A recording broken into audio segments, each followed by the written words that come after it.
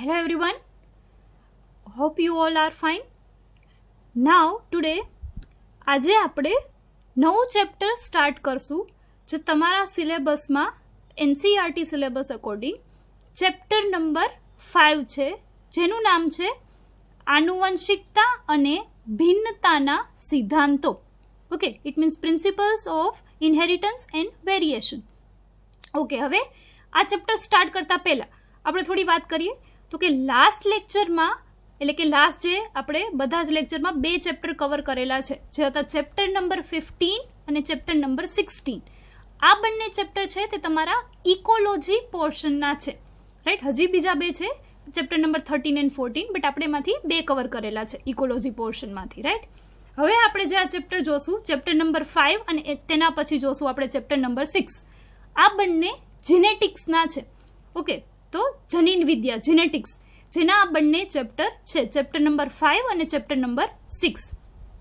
બંને ચેપ્ટર છે તે લેન્ધી છે અન્ડરસ્ટેન્ડિંગ વાઇઝ, ખૂબ જ લાંબા ચેપ્ટર છે અને તેમાં એક્સ્ટ્રા ઇન્ફોર્મેશન પણ ઘણી બધી છે.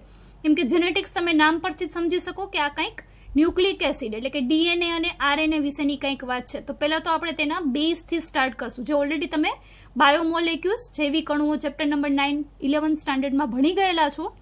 સ્ટીલ અહીં પાછું રિવિઝનના રૂપમાં કે જો કદાચ તમને ભૂલાઈ ગયું હોય તો આપણે પહેલાં બેઝથી ક્લિયર કરશું, રાઈટ. એટલે કે આ તમને બંને ચેપ્ટરમાં આગળ વાંધો આવે નહીં MCQsમાં. Okay, fine. સો હવે ચાલુ કરીએ ચેપ્ટર નંબર 5.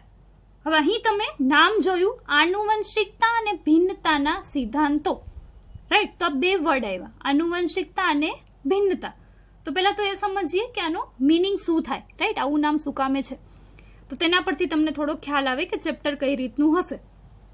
તો સૌથી પહેલાં વાત કરીએ આનુવંશિકતા એટલે શું. તો કે આનુવંશિક લક્ષણો, રાઈટ. આવો વર્ડ તમે સાંભળેલો હશે. એટલે કે વારસાગમન એટલે શું તો કે લક્ષણોનું એક પિતૃ પેઢીમાંથી સંતતિમાં વહન.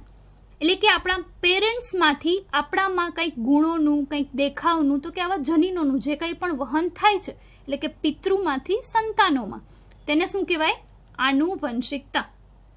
ઓકે, બીજો વર્ડ છે ભિન્નતા. ભિન્નતા મતલબ શું તો કે સાદી ભાષામાં આપણે કેવું હોય તો શું કહી શકીએ જુદાપણું, રાઈટ. કે જેનાથી સંતતિ છે તે તેના પિતૃ પેઢીથી જુદી પડે છે, રાઈટ. હવે જો આપણને ખ્યાલ જ છે કે કોઈ પણ સંતાનમાં જે કાંઈ પણ જનીનો છે તે આવેલા છે, જનીનો એટલે કે DNA નો એક ભાગ છે, રાઈટ. વાત કરશું આપણે તેના વિશે ડિટેલમાં.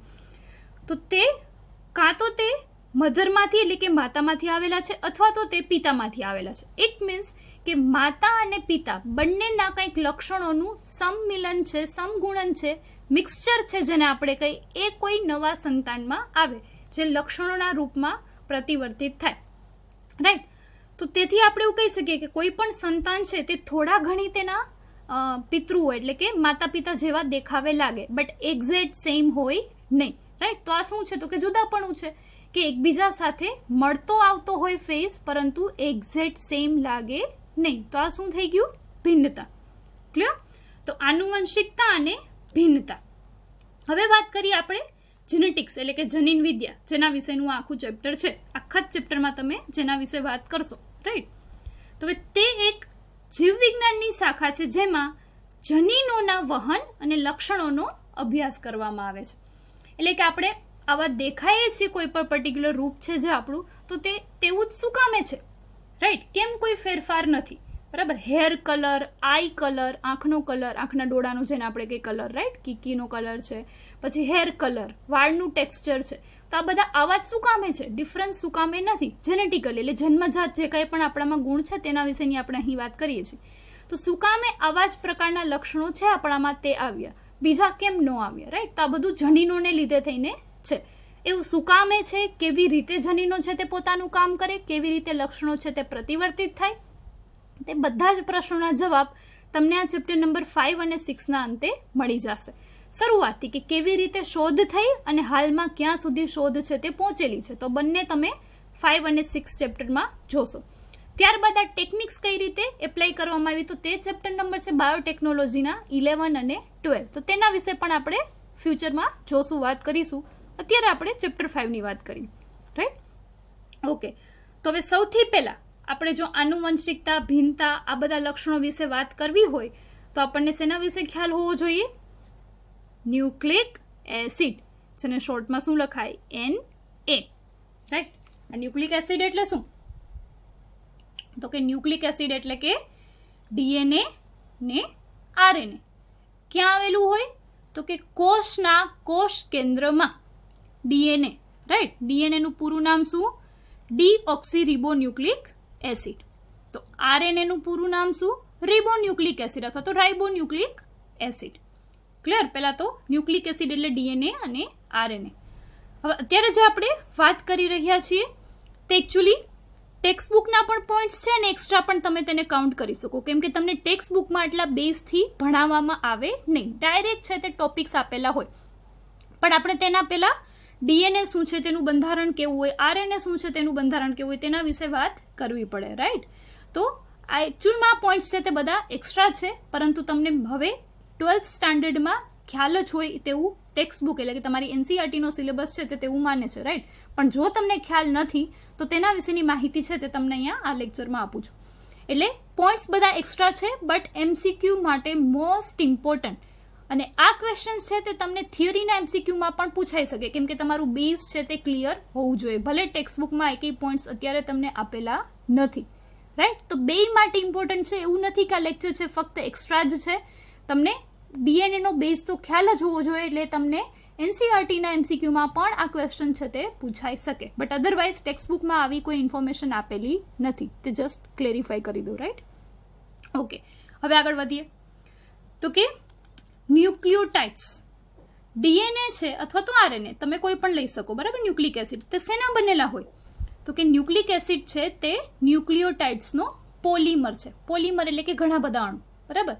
મોનોમર, ડાયમર અને પોલીમર આવા અણુ. મોનો એટલે કે એક અણુ, ડાયમર એટલે કે બે અણુ, અને બે કરતાં વધારે અણુઓ હાજર હોય તો તેને કહેવાય પોલીમર. તો ડીએનએ અને આરએનએ એટલે કે ન્યુક્લિક એસિડ શેના બનેલા છે? ન્યુક્લિયોટાઇડ્સના ઘણા બધા અણુઓના એટલે કે પોલીમર છે. તો ન્યુક્લિયોટાઇડ શું છે? તો ન્યુક્લિયોટાઇડ્સ છે તે 3 વસ્તુની બનેલી હોય. એક હોય નાઇટ્રોજન બેઝ, પેન્ટોઝ શર્કરા અને ફોસ્ફેટ. પેન્ટોઝ એટલે કે 5 કાર્બન ધરાવતી શર્કરા, રાઈટ. 11th સ્ટાન્ડર્ડ અને ચેપ્ટર નંબર 9 બાયોમોલિક્યુલ્સ, જૈવિક અણુઓ યાદ રાખવાનું છે. ઓકે, તો આ ન્યુક્લિયોટાઇડ્સ છે તે 3 સમૂહોના બનેલા હોય. નાઇટ્રોજન બેઝ, પેન્ટોઝ શર્કરા અને ફોસ્ફેટ. ઓકે, હવે તેમાં પણ ફરી પાછા પ્રકાર. નાઇટ્રોજન બેઝ છે કેટલા પ્રકારના હોય? તો કે મેઇનલી 2 ટાઈપ્સ, પિરિમિડિન અને પ્યુરિન્સ.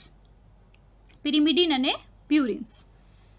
પ્યુરિન્સ એટલે કે એડિનિન અને ગ્વાનિન, જેને શોર્ટમાં એ અને જી કેપિટલ લખાય, રાઈટ.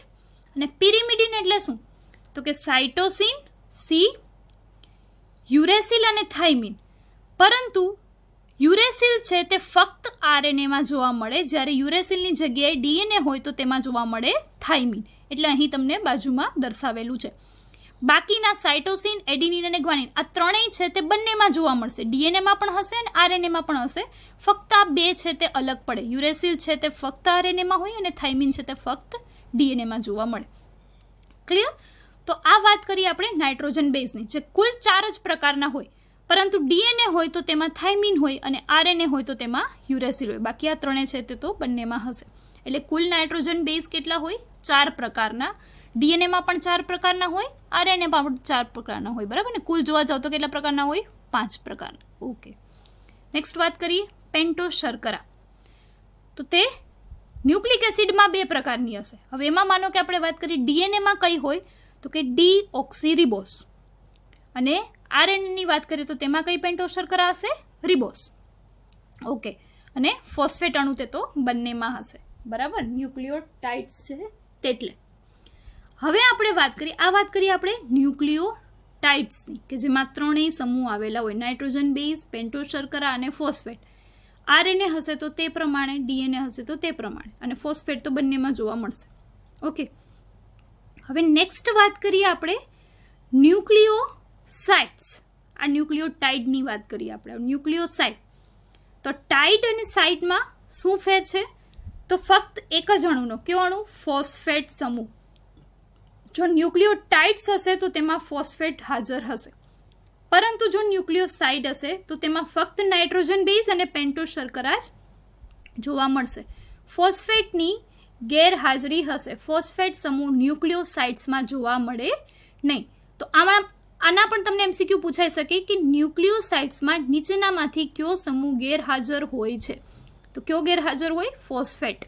ક્લિયર? એમાં એક ફક્ત ફોસ્ફેટ ન હોય, બાકી બધું જ ન્યુક્લિયોટાઇડ્સની જેમ જ હોય. ઓકે, હવે વાત કરીએ આપણે તો ગોઠવણી. આ બધા જ અણુઓ છે એટલે કે નાઇટ્રોજન બેઝ, શર્કરા, ફોસ્ફેટ, આ બધાની ગોઠવણી છે તે કેવી રીતે હોય ડીએનએમાં? તો કે પેન્ટોઝ શર્કરા એટલે 5 કાર્બનની શર્કરા, બરાબર? યાદ રાખજો. ઓકે, હવે વાત કરીએ તો કે નાઇટ્રોજન બેઝ છે તે હંમેશા પેન્ટોઝ શર્કરાના પ્રથમ કાર્બન સાથે બંધ બનાવી અને ન્યુક્લિયોસાઇડની રચના કરે. ન્યુક્લિયોસાઇડ એટલે શું હતું? તો કે નાઇટ્રોજન બેઝ ને પેન્ટોઝ શર્કરા બંને જોડાય એટલે શું થઈ ગયું? ન્યુક્લિયોસાઇડ. કેવી રીતે જોડાય? તો કે નાઇટ્રોજન બેઝ છે તે પેન્ટોઝ શર્કરાના પ્રથમ કાર્બન સાથે હંમેશા જોડાશે. કેટલા કાર્બન હોય? 5 કાર્બન. પેન્ટોઝ છે એટલે, રાઈટ? પણ તે પ્રથમ કાર્બન સાથે જોડાશે એટલે કે બંધ બનાવશે. હવે પિરિમિડિન્સની આપણે વાત કરીએ તો પ્યુરિન્સ અને પિરિમિડિન્સ આપણે બે જોયા, બરાબર? પ્યુરિન એટલે કે એડિનિન અને ગ્વાનિન, પિરિમિડિન્સ એટલે કે યુરેસિલ, થાઇમિન અને સાઇટોસિન. તો પિરિમિડિન્સની આપણે વાત કરીએ તો કે તેના કિસ્સામાં પ્રથમ સ્થાને આવેલો નાઇટ્રોજન શર્કરા સાથે બંધ બનાવે છે, જ્યારે પ્યુરિન્સમાં 9મા સ્થાને આવેલો નાઇટ્રોજન છે તે શર્કરા સાથે બંધ બનાવે છે. હમણાં હું તમને બંધારણ બતાવીશ એટલે તમને આઈડિયા આવશે કે આપણે આ શું વાત કરીએ છીએ. પરંતુ આ યાદ રાખવાનું છે એમસીક્યુ માટે કે પિરિમિડિન્સ હોય તો પ્રથમ સ્થાને આવેલો નાઇટ્રોજન છે તે શર્કરા સાથે બંધ બનાવે, અને જો પ્યુરિન્સ હોય તો તે 9મા સ્થાને આવેલો નાઇટ્રોજન છે તે શર્કરા સાથે બંધ બનાવશે. હવે વાત કરીએ ફોસ્ફેટની. તો કે ન્યુક્લિયોસાઇડ થઈ ગયું, બરાબર? નાઇટ્રોજન બેઝ અને શર્કરા બંને જોડાઈ ગયા એટલે ન્યુક્લિયોસાઇડ બની ગયું. હવે આ બંને કોની સાથે બંધ બનાવશે? એટલે કે ફોસ્ફેટ સાથે, બરાબર? ન્યુક્લિયોટાઇડ બનવા માટે. તો કે આ ફોસ્ફેટ છે એ શર્કરાના 5મા કાર્બન સાથે એસ્ટર બંધ બનાવે, એટલે કે સહસંયોજક બંધ છે. સહસંયોજક બંધ એટલે કે સૌથી મજબૂત બંધ હોય તો બનાવી સંપૂર્ણ ન્યુક્લિયોટાઇડની રચના કરે છે. એટલે પહેલા શર્કરા સાથે નાઇટ્રોજન બેઝ જોડાય અને પછી જોડાશે ફોસ્ફેટ. જો ફોસ્ફેટ ન જોડાય તો તેને ન્યુક્લિયોસાઇડ કહેવાય. ફોસ્ફેટ જોડાય એસ્ટર બંધથી તો તેને કહેવાય ન્યુક્લિયોટાઇડ. ક્લિયર? ઓકે. ઓકે, સો સ્ટુડન્ટ્સ, હવે આપણે બંધારણ વિશે કંઈક વાત કરીએ, રાઈટ? તો કે ડીએનએના બંધારણમાં આપણે જેમ હમણાં થિયરીમાં વાત કરી કે પ્યુરિન્સ, પિરિમિડિન્સ એવા નાઇટ્રોજન બેઝ હોય, ત્યારબાદ આપણે વાત કરી શર્કરા અને ફોસ્ફેટ. તો કેવી રીતે આ ન્યુક્લિયોટાઇડ, ન્યુક્લિયોસાઇડ છે તે બંધારણમાં ગોઠવાયેલા હોય તો તેના વિશે કંઈક વાત કરી. જસ્ટ તમને ફોર એક્ઝામ્પલ અહીં આ એક બંધારણ દેખાડેલું છે જે તેનું છે સાઇટોસિન, રાઈટ? હવે સાઇટોસિનની આપણે વાત કરીએ તો કંઈક આવું બંધારણ નીચે પ્રમાણેનું જોવા મળે, જેમાં એક રિંગ, ફક્ત એક જ રિંગ બેન્ઝીન છે તે બંધારણ છે એવું જોવા મળે, એક જ રિંગનું, બરાબર? તેમાં આપણે વાત કરીએ તો કે ઉપરના સ્ટ્રક્ચરમાં તમને નાઇટ્રોજન અણુ છે તે બતાવેલા છે. કેટલા છે? 3, જે તમે નીચેના બંધારણમાં પણ જોઈ શકો છો કે 3 નાઇટ્રોજન છે તે જોવા મળે. ત્યારબાદ આપણે વાત કરીએ તો રેડ કલરમાં તમને અહીં ઓક્સિજન બતાવેલ છે, જે આવી રીતનો અણુ હોય, બરાબર? અને ત્યારબાદ આપણે વાત કરીએ તો કે કાર્બન અણુ, તો તે બેન્ઝીન રિંગ છે એટલે કેટલા હોય? 6. ઓકે, તો આ એક આપણે ઉદાહરણ માટે વાત કરી બંધારણની. ક્લિયર? હવે તેના પછી આપણે બધા જ પિરિમિડિન વિશે વાત કરી. તો કે પિરિમિડિન્સ છે તે 3 પ્રકારના હોય, જેમ આપણે જોયું હતું, રાઈટ? સાઇટોસિન, થાઇમિન અને યુરેસિલ. ઓકે, હવે તેમાં આપણે વાત કરી હતી કે થાઇમિન છે તે જોવા મળે ડીએનએમાં, યુરેસિલ છે તે જોવા મળે આરએનએમાં. ઓકે, તમારે બંધારણ છે તે ડ્રો કરવા હોય તો તમારી રીતે કરી શકો છો. આમાં સ્ક્રીનમાંથી જોઈને સ્ક્રીનશોટ લઈને, રાઈટ? તે બુકની ઇમેજીસ તેમાં તમને જોવા મળશે નહીં. ઓકે, હવે આ પિરિમિડિન્સ આપણે બંધારણની વાત કરીએ તો કે થાઇમિન અને યુરેસિલ. જે ફક્ત એક જ જગ્યાએ તેનું બંધારણ છે તે જુદું પડે છે તે છે CH3. બાકી તમે જોઈ શકો છો કે બંને બંધારણ છે તે સમાન છે. હવે એક વસ્તુ યાદ રાખવાની છે કે પિરિમિડિન્સ છે તે હંમેશા સિંગલ રિંગ સ્ટ્રક્ચર હોય, એક જ રિંગનું બંધારણ હોય. એટલે જો ત્રણેયમાં બેન્ઝીન રિંગ એક જ છે, જ્યારે આપણે પ્યુરિન્સ જોશું તેમાં 2 રિંગ હશે, તે હમણાં વાત કરી. ક્લિયર? અને થાઇમિન અને યુરેસિલમાં ડિફરન્સની આપણે વાત કરી, શું તફાવત છે બંનેના બંધારણમાં, તો કે ફક્ત CH3 નો. Okay, next પ્યુરિન્સ. તો જેમ આપણે પિરિમિડિન્સમાં જોયું કે 3 બંધારણ છે અને કેવા છે, સિંગલ રિંગ, એક જ રિંગ હોય. પ્યુરિન્સની વાત કરીએ તો કેટલી રિંગ છે, 1 and 2, રાઈટ? બંનેમાં 2 રિંગ છે, જેના ઉદાહરણ છે પ્યુરિન્સના એડિનિન એટલે કે A અને ગ્વાનિન એટલે કે G. ઓકે, હવે બંનેમાં 2 રિંગ સ્ટ્રક્ચર છે બંધારણ. બાકીનું બંધારણ છે તે તમે તમારી રીતે જોઈ જ શકો છો કે કાર્બન ક્યાં પ્રેઝન્ટ છે, હાઇડ્રોજન ક્યાં છે અને નાઇટ્રોજન ક્યાં છે. ક્લિયર? તો અહીં જસ્ટ બંધારણની વાત છે, પણ તમને મેઇન પોઈન્ટ છે તે ખ્યાલ હોવો જોઈએ. પ્યુરિન્સ છે તે 2 રિંગવાળું બંધારણ હોય અને પિરિમિડિન્સ છે તો તે 1 રિંગવાળું. ખાસ તો એના માટે તમને આ બંધારણ બતાવેલા છે. ઓકે, નેક્સ્ટ વાત કરીએ તો કે બધા જ એકી સાથે ન્યુક્લિયોટાઇડ્સ, એના પણ નાઇટ્રોજન બેઝ. બરાબર, અત્યારે ફક્ત નાઇટ્રોજન બેઝ છે તે તમે સ્ક્રીન પર જોવો છો ન્યુક્લિયોટાઇડના. તો કે 2 પ્રકારના નાઇટ્રોજન બેઝ હોય, પિરિમિડિન્સ અને પ્યુરિન્સ. પિરિમિડિન છે તેનું બંધારણ છે તે સિંગલ રિંગ હોય, પ્યુરિન્સનું બંધારણ છે તે ડબલ રિંગ હોય. જેના ઉદાહરણ આપણે જોયા પિરિમિડિનના સાઇટોસિન, યુરેસિલ અને થાઇમિન. યુરેસિલ છે તે RNA હોય, થાઇમિન છે તે DNA હોય. ધેન તેના પછી અને બંનેમાં ડિફરન્સ ક્યાં હોય ફક્ત, તો કે CH3 નો. ક્લિયર? ત્યારબાદ આપણે વાત કરી પ્યુરિન્સની, તો તેમાં 2 ઉદાહરણ એડિનિન અને ગ્વાનિન. ક્લિયર? તો આ વાત થઈ બંધારણની અને તેમાં પણ નાઇટ્રોજન બેઝના બંધારણ આપણે જોયા. ઓકે, નેક્સ્ટ સેમ ડાયાગ્રામ છે. હવે ત્યારબાદ આપણે વાત કરી હતી કે થાઇમિન અને યુરેસિલમાં ક્યાં ફક્ત ફરક હોય, તો તે ફક્ત CH3 નો ડિફરન્સ છે જે અહીં જોવા મળે નહીં યુરાસિલમાં. ઓકે, બાકી સમાન સ્ટ્રક્ચર છે, બંધારણ છે. હવે વાત કરીએ, આ થઈ ગઈ નાઇટ્રોજન બેઝની વાત. હવે આપણે વાત કરીએ શુગર એટલે કે શર્કરાની. તો કે 2 પ્રકારની શર્કરા આપણે જોઈ હતી, પેન્ટોઝ શર્કરા. બંને પેન્ટોઝ જ છે એટલે કે 5 કાર્બન યુક્ત જ છે, પરંતુ 2 પ્રકારની છે. જો RNA હોય તો તેમાં જોવા મળે રિબોઝ, DNA હોય તો તેમાં જોવા મળે ડીઓક્સીરિબોઝ. ઓકે, હવે ડિફરન્સ ક્યાં છે, તો કે ડિફરન્સ છે, હવે કાર્બનની વાત કરીએ, પેન્ટોઝ છે, પહેલો કાર્બન, બીજો કાર્બન, ત્રીજો કાર્બન, ચોથો કાર્બન અને અહીં હોય 5મો કાર્બન. ઠીક છે? તો આ 5 કાર્બન લેબલ કરેલા જ છે, તમને બ્લુ કલરના ડાયાગ્રામમાં જોઈ શકો છો, રાઈટ? હવે ડિફરન્સ ક્યાં છે રિબોઝ અને ડીઓક્સીરિબોઝમાં, તો કે ડિફરન્સ ફક્ત બીજા કાર્બનના OH અને H. બાકી બંને બંધારણ સમાન છે.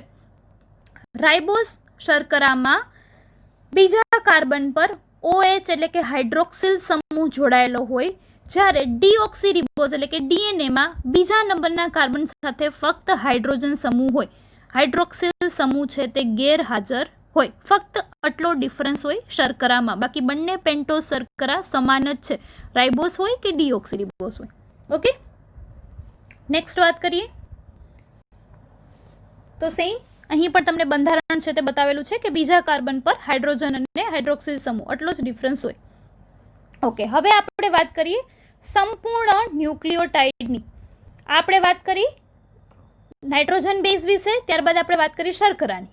બરાબર, હવે ન્યુક્લિયોટાઇડ, સંપૂર્ણ ન્યુક્લિયોટાઇડની વાત કરીએ તો કેટલી વસ્તુ હોય, તેમાં 3 હોય, નાઇટ્રોજન બેઝ, શર્કરા અને ફોસ્ફેટ સમૂહ. ક્લિયર?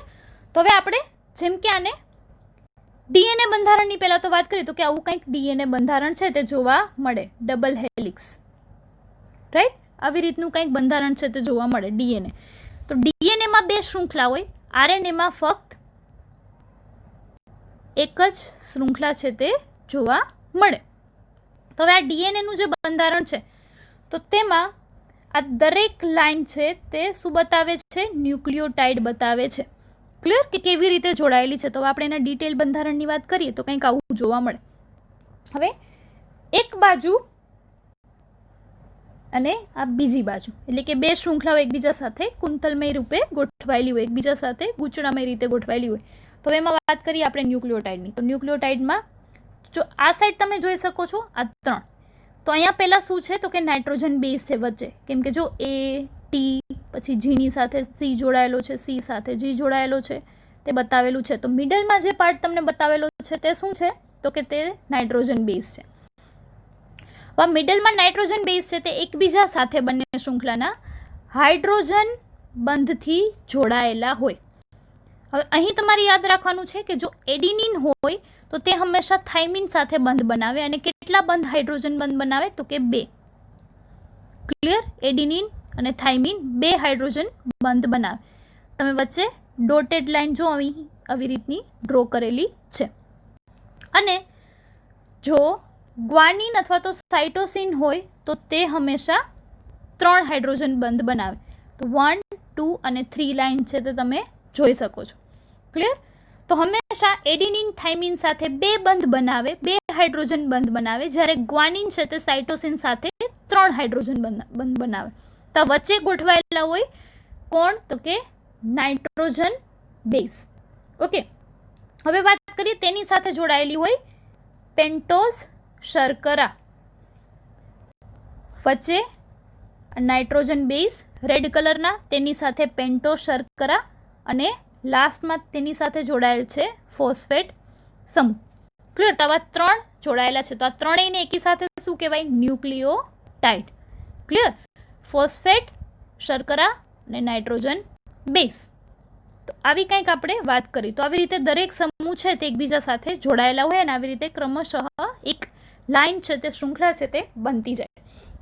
હવે અહીં શૃંખલામાં એક વસ્તુ છે કે એક બાજુની શૃંખલા છે તે 5 પ્રાઇમથી 3 પ્રાઇમ હોય, એટલે કે 5મો કાર્બન મુક્ત હોય, છેલ્લે 3જો કાર્બન મુક્ત હોય. તો તેની સામેની શૃંખલા છે તે હંમેશા અલગ જોવા મળે, તો કે 3 પ્રાઇમથી 5 પ્રાઇમ. ક્લિયર? આ કંઈક આવી રીતે જોવા મળે, આ કંઈક છે તે આવી રીતે જોવા મળે. તો બંને શૃંખલાઓ એકબીજાની પરસ્પર વિરુદ્ધ દિશામાં ગોઠવાયેલી હોય. આવી રીતનું કંઈક ડિટેલ્ડ બંધારણ હોય ડીએનએનું. જેમ કે અહીં તમે ડીએનએનું આજે બંધારણ જોઈ રહ્યા છો તે આવી રીતે કંઈક બંને શૃંખલાઓ એકબીજા સાથે જોડાયેલી હશે. તો જો કલરમાં તમને દેખાડેલા છે તે બધા શું છે? નાઇટ્રોજન બેઝ છે, વચ્ચે સેન્ટરમાં જોડાયેલા છે. પછી જે આ શૃંખલા છે તેમાં શું ગોઠવાયેલું હોય તો કે શર્કરા, અને તેની એક સાઈડમાં શું ગોઠવાયેલું હોય? ફોસ્ફેટ, અને એકદમ સેન્ટરમાં વચ્ચે જે અલગ અલગ કલરની લાઇન્સ જોવો છો તે બધા શું છે? નાઇટ્રોજન બેઝ છે. ક્લિયર? ઓકે, તો આવી રીતે કંઈક બંધારણ હોય ન્યુક્લિયોટાઇડનું. ફોસ્ફેટ સમૂહ જોડાયેલો હોય શર્કરા, પેન્ટોઝ શર્કરા સાથે, અને તેની સાથે જોડાયેલો હોય નાઇટ્રોજન બેઝ, અને આ ત્રણેય મળીને શું બનાવે? ન્યુક્લિયોટાઇડ. ક્લિયર? તો આવી રીતનું કંઈક બંધારણ હોય. ઓકે, સેમ ફરી પાછું સેમ તમને ડિટેલ સ્ટ્રક્ચર બતાવેલું છે ડીએનએનું કે કેવી રીતે ગોઠવાયેલ હોય. તો જો અહીં પણ તમે ઇઝીલી જોઈ શકો છો કે SS લખેલું છે, એટલે કે શુગર, શર્કરાઓ ગોઠવાયેલી હોય, તેની સાથે બ્લેક કલરના P છે તે દર્શાવે છે, એટલે કે ફોસ્ફેટ સમૂહ. એ તો કોમન રહેશે બંને શૃંખલામાં, બરાબર. પણ બંને શૃંખલા એકબીજા સાથે કેવી રીતે જોડાય તો કે એકબીજા સાથે ઓપોઝિટ નાઇટ્રોજન બેઝ સાથે જોડાય. એટલે કે એક બાજુની શૃંખલામાં જો એડિનિન હોય તો તે હંમેશા જોડાશે થાઇમિન સાથે. ડીએનએ હોય તો આરએનએ હોય તો ત્યાં થાઇમિનની જગ્યાએ શું હશે? યુરેસિલ. ઓકે, પછી જો એક બાજુની શૃંખલામાં જી એટલે કે ગ્વાનિન હોય તો સામેની સાઈડ શું હંમેશા હશે? સાઇટોસિન, અથવા તો ઉલટું, જો અહીંયા સાઇટોસિન હોય તો સામેની બાજુ શું હોવું જોઈએ? ગ્વાનિન. પરંતુ સી અને જી જ હંમેશા એકબીજા સાથે બંધ બનાવે. સી હોય તો તે જી સાથે, જી હોય તો તે સી સાથે. અને કેટલા હાઇડ્રોજન બંધ બનાવશે? 3. અને એડિનિન અને થાઇમિન હોય તો તે હંમેશા કેટલા નાઇટ્રોજન બંધ બનાવશે? 2. ક્લિયર? તો આવી રીતનું કંઈક બંધારણ હોય. MCQ માટે ખાસ યાદ રાખવાનું છે. નેક્સ્ટ, હવે આપણે કંઈક માપન વિશે વાત કરીએ. તો કે કેટલી માપ છે, કેટલી લંબાઈ છે તે ડીએનએના અણુની હોય. હવે ડીએનએનો એક અણુ આપણે જોઈએ તો તેની પહોળાઈ છે તે 2 નેનોમીટર હશે, જે નીચે સેન્ટરમાં તમને બતાવેલું છે. 2 નેનોમીટર. ક્લિયર. અને એને એંગસ્ટ્રોમમાં માપવાનું હોય તો 20 એંગસ્ટ્રોમ થાય. ક્લિયર. બંનેમાંથી તમને MCQ કોઈ પણ રીતે પૂછાયેલો હોય યાદ રાખવાનું છે. તો કે ડીએનએની પહોળાઈ અથવા તો વ્યાસ કેટલો હોય, તો તે હોય હંમેશા 2 નેનોમીટર અથવા તો 20 એંગસ્ટ્રોમ. પછી આપણે વાત કરીએ તો કે ડીએનએ અણુ છે તેમાં 2 પ્રકારના ગ્રુવ્સ છે તે જોવા મળે. ગ્રુવ્સ એટલે કે વળાંક, ટર્ન, બરાબર. એક મોટો વળાંક હોય જે આખો અહીંથી અહીં સુધીનો આપણે ગણી શકીએ, બરાબર. બીજો વળાંક છે તે સ્મોલ, એટલે કે આવી કંઈક નાનકડો ભાગ. આ છે મોટો ભાગ, સ્મોલ અને લાર્જ. ક્લિયર. તો આવા 2 વળાંક જોવા મળે. એક છે આખો ટર્ન એટલે કે એસ આકારનો આખો ટર્ન થાય, બીજો એક નાનકડો યુ આકારનો ટર્ન. તો આવા કંઈક 2 ટર્ન છે એ જોવા મળે ડીએનએમાં. ક્લિયર. હવે આપણે તેના મેઝરમેન્ટ માપન વિશેની વાત કરી તો કે એક ડીએનએ શૃંખલામાં તેના આપણે 2 ક્રમિક ન્યુક્લિયોટાઇડ વચ્ચેનું અંતર જોઈએ તો તે હોય 0.34 નેનોમીટર. 2 ક્રમિક ન્યુક્લિયોટાઇડ એટલે કે એડીનીન અને ગ્વાનિન ઉપર નીચે, તો 2 ક્રમિક ન્યુક્લિયોટાઇડનું અંતર છે તે કેટલું હંમેશા હશે 0.34 નેનોમીટર અથવા તો 3.4 એંગસ્ટ્રોમ. ક્લિયર. 2 ક્રમિક ન્યુક્લિયોટાઇડ વચ્ચેનું અંતર બેયમાં યાદ રાખવાનું છે, નેનોમીટરમાં પણ અને એંગસ્ટ્રોમમાં પણ. ત્યારબાદ વાત કરીએ આપણે તો કે એક કુંતલી વલય હોય તેની વાત કરીએ આપણે. એક આખા કુંતલમાં જેમાં હંમેશા 10 નાઇટ્રોજન બેઝ હોય જેની લંબાઈ છે તે હોય 3.4 નેનોમીટર અથવા તો તેને કહેવાય 34 એંગસ્ટ્રોમ. ક્લિયર. આમાં કેટલા નાઇટ્રોજન બેઝ હોય તો કે 10 નાઇટ્રોજન બેઝ હોય એક કુંતલી વલયમાં. એટલે આ એક વલય છે તેમાં 10 નાઇટ્રોજન બેઝ હોય, નાઇટ્રોજન બેઝ NB આપણે શોર્ટમાં લખીએ. તેની લંબાઈ છે તે 3.4 નેનોમીટર અથવા તો 34 એંગસ્ટ્રોમ હોય. ક્લિયર. આ બધા MCQ માટે તમારે પોઈન્ટ્સ છે તે યાદ રાખવાના રહેશે. ક્લિયર. ફરી પાછું તમને બતાવેલું છે મેજર ગ્રુવ એટલે કે મોટો વળાંક અને માઇનર ગ્રુવ એટલે કે નાનો વળાંક. તો જે મેં તમને હમણાં સમજાવ્યું, બાકીના માપદંડો છે તે આપેલા છે. તો કે 2 ક્રમિક ન્યુક્લિયોટાઇડ વચ્ચેનું અંતર 0.34 નેનોમીટર અને એક આખા કુંતલની લંબાઈ છે તે હોય 3.4 નેનોમીટર. વ્યાસ છે તે હોય 2 નેનોમીટર. ક્લિયર. અને આવી 2 શૃંખલા હોય, એક હોય 5 થી 3 ની ડાયરેક્શન, બીજી નીચેથી ઉપર 3 to 5. તો આવી રીતનું કંઈક ડીએનએનું બંધારણ છે તે જોવા મળે ડિટેલમાં. ઓકે. તો અહીંયા આપણે આ બંધારણની માહિતી છે તે પૂરી કરીએ.